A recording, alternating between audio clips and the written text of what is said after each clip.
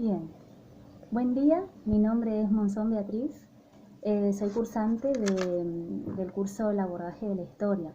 En este video voy a dar mi trabajo final en el cual voy a desarrollar algunos conceptos claves de cada una de las clases. Voy a empezar por la clase 1, en el cual me había llamado la atención los videos de Felipe Piña y de Joan Palles, en el cual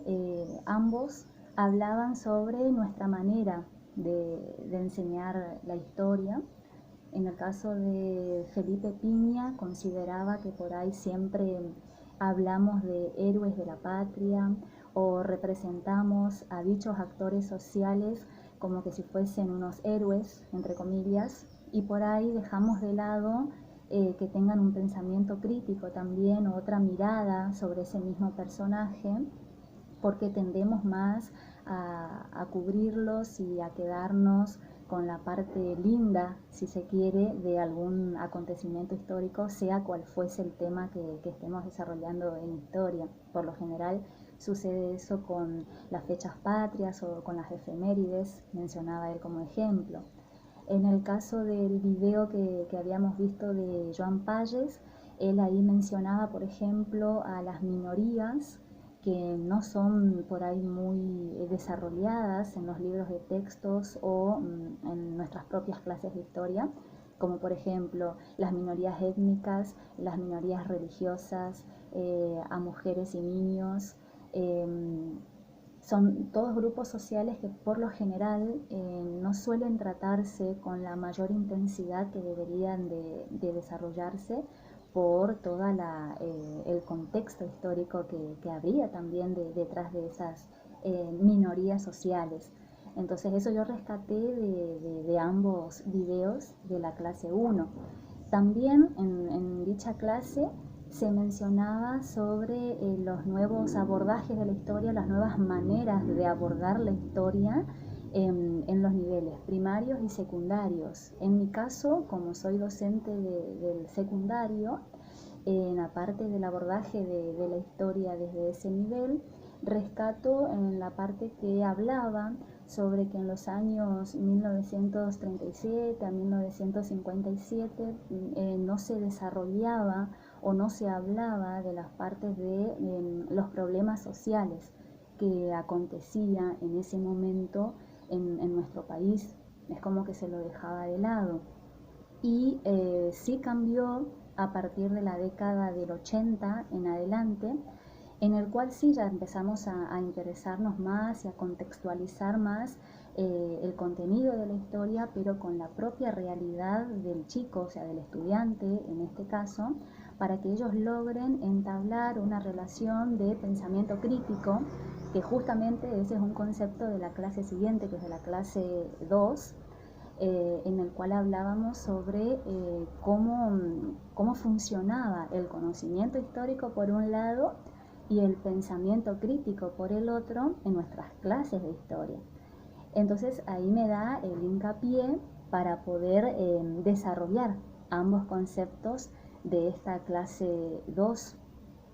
Con respecto al conocimiento histórico, que era uno de los conceptos claves, era justamente el aprender a conocer cada uno de las herramientas o de los instrumentos que por ahí el alumno debe de contar sobre ese contexto que nosotros estamos desarrollando en clase, y poder luego entablar su relación con sus vivencias, con sus propias experiencias de vida,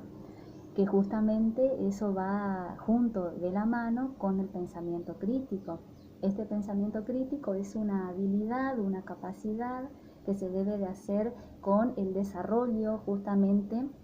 en forma paulatina y progresiva, para que el alumno pueda lograr identificar a cada actor social, pero también desde una mirada crítica, entendiendo su contexto, entendiendo su tiempo histórico, su tiempo real, contextualizarlo, tratar también de ubicar algunos instrumentos que por ahí les puede ayudar, como por ejemplo las fuentes de la historia, fuentes primarias y secundarias, no irse de esas fuentes, pero también tratar de involucrarse como persona y como ciudadano para tener un pensamiento crítico, ¿no es cierto? Y no solo quedarse con lo que dicen en las fuentes históricas, en los libros de textos primarias o secundarias. Eso se desarrolló en la clase 2. Después ya en la clase 3, en donde nos pedían una secuencia didáctica, allí me interesó mucho un video en el cual yo tomé nota de unos ciertos ejemplos de nuevas herramientas tecnológicas que a mí me vendrían de mucha utilidad para implementar en mis clases de historia, como es por ejemplo el veo, pienso y pregunto, en donde yo le voy a presentar una cierta fotos de la época. Eso ya sería un recurso didáctico estático, que era uno de los grupos, de los recursos que también habíamos estudiado. Dentro de ese recurso entran mapas geográficos, entran fotografías de la época, como mencioné, y del cual yo hice uso en mi secuencia didáctica también. Otro tipo de recurso didáctico estaba también el tema del uso de los videos multimediales o de los documentales, que sería un recurso didáctico icónico. Y a su vez, todos esos recursos tecnológicos yo lo puedo adquirir o lo puedo desarrollar junto con todos estos ejemplos, que era por ejemplo el de la evaluar o hacer una carta de frente, es decir, darle la posibilidad a mi alumno que pueda compenetrarse en el personaje y así poder él mismo desarrollar su propia postura, poniéndose en el lugar de ese actor social del cual estábamos leyendo. Y así una serie de ejemplos que yo pude rescatar de ese video que vimos en la clase 3.